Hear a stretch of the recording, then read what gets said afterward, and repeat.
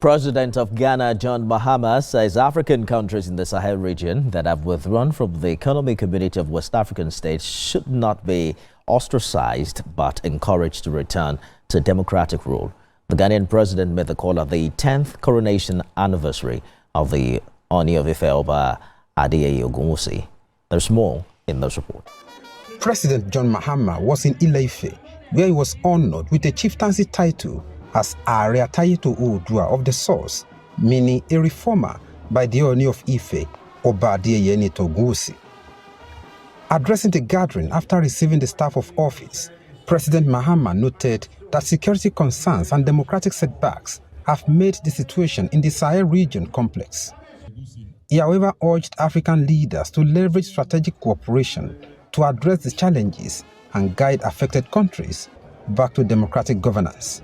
Our sub-region is facing challenges. We all know what is happening in the Sahel. 3 of our members have decided to break away and form the AES. I believe that it shouldn't deter us because God put us in this sub-region together for a purpose.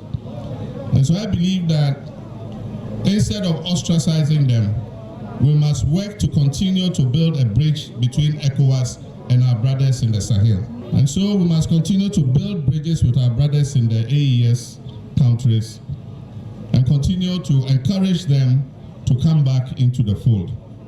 The Deputy Governor of Osun State, Oba Adeyeye, congratulated the Ghanaian president on the honor and commended him for his role in promoting regional peace and stability.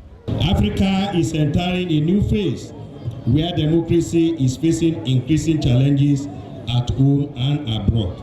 President Mahama's message was that the legacy of ECOWAS must never be allowed to be destroyed.